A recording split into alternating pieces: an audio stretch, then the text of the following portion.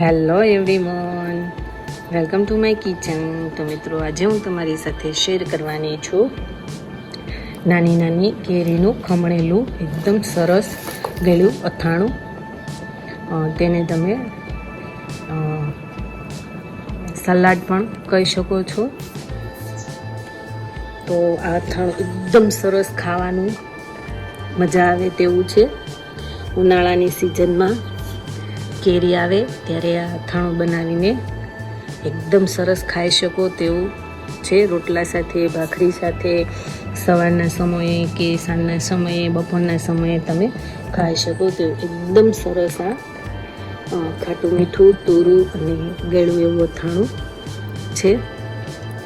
તો મિત્રો, મારી ચેનલમાં હજી સુધી નવા હોય તો મારી ચેનલને લાઈક કરજો, શેર કરજો, સબસ્ક્રાઈબ કરજો અને મારા આવા જ નવા વિડીયોને જોવા માટે બેલ આઇકન બટનને પ્રેસ કરજો, જેથી કરીને તમને મારા નવા વિડીયોની નોટિફિકેશન સૌથી પહેલાં મળે. તો મિત્રો, આ રેસીપી એન્ડ સુધી જરૂરથી જોજો, સ્કીપ બિલકુલ પણ નહીં કરતા. તો ચાલો બનાવવાનું સ્ટાર્ટ કરીએ. તો તમે જોઈ શકો છો કે મેં અહીંયા નાની નાની કેરી લીધી છે. તો તેનો ઉપરનો ભાગ કાઢી લઈશું અને ઉપરની જે છાલ છે તે આપણે ઉતારી લઈશું. તો આ રીતના આપણે ઉપરનો જે ખરાબ ભાગ છે તે કાઢી લઈશું અને છરીના મદદથી આ રીતના ઉપરની જે છાલ છે તે પતલી પતલી તે આપણે ઉતારી લઈશું. આ કેરી ઉનાળામાં સિઝનમાં મળે ત્યારે આ અથાણું ખાવાથી ખૂબ જ મજા આવે છે અને જમવાનો સ્વાદ પણ બમણો થઈ જાય છે.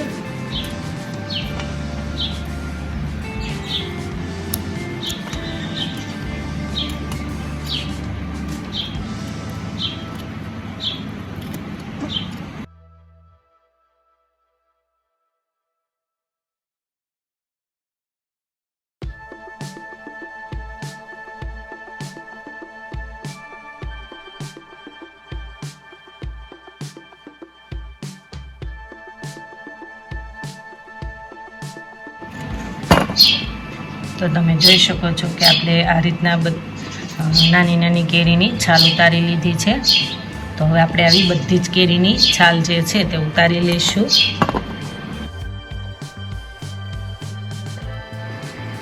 તો તમે જોઈ શકો છો કે આપણી બધી જ કેરીની આ રીતના છાલ ઉતારી લીધી છે.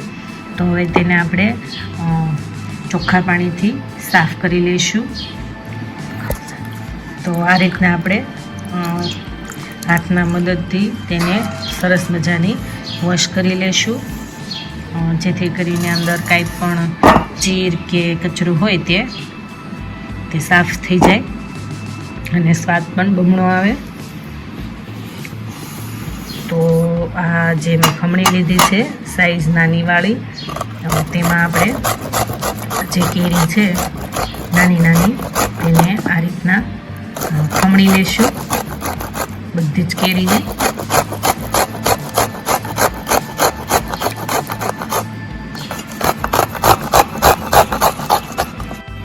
આપણે અંદર જે નાની ગોથલી આવે છે તે આપણે ન કાઢી તો પણ ચાલે, એમનેમ જ આપણે ખમણશું.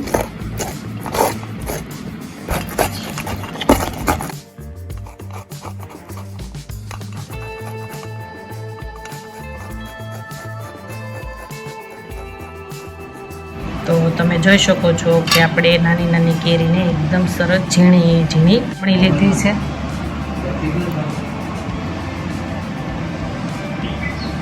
તો બનાવવાનું ચાલુ કરીએ. હવે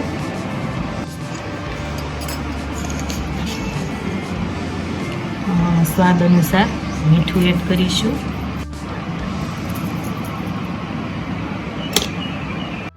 ચટણી પાવડર એડ કરીશું, એ 1 ટેબલ સ્પૂન જેટલો. જો તમને વધારે તીખું ભાવે તો વધારે એડ કરી શકો છો.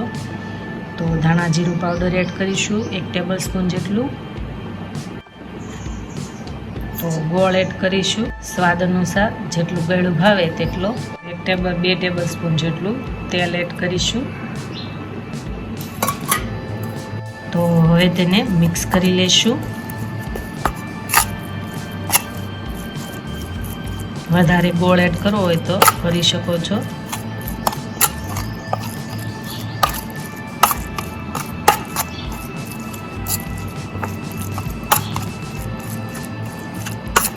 તો આ રીતના આપણે એકદમ સરસ અથાણામાં આપણે ગોળ ભળી જાય ત્યાં સુધી મિક્સ કરીશું. એકદમ એક રસ કરી લઈશું. જરૂર લાગે તો ફરીવાર આપણે થોડો ગોળ એડ કરીશું ટેસ્ટ કરીને. તો અહીંયા મેં 1 ટેબલ સ્પૂન જેટલો પાછો ગોળ એડ કર્યો છે. તો મિક્સ કરી લેશું. જોઈ શકો છો કે આપણે એકદમ સરસ કેરીનું ગળ્યું કાચું અથાણું રેડી થઈ ગયું છે. તેને તમે સંભારો પણ કહી શકો છો. અથાણું કેવું હોય તો પણ ચાલે. તો હવે તેને આપણે એક બાઉલમાં લઈ લઈશું. તો નાની ડીશ લેશું. તેમાં આપણે જે આપણે અથાણું બનાવ્યું છે સલાડ જેવું તે એડ કરી દઈશું.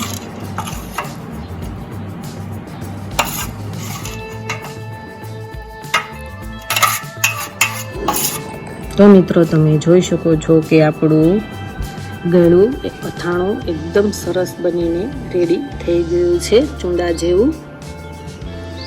તો આ રેસીપી ખાવાની ખૂબ જ મજા આવે તેવી છે.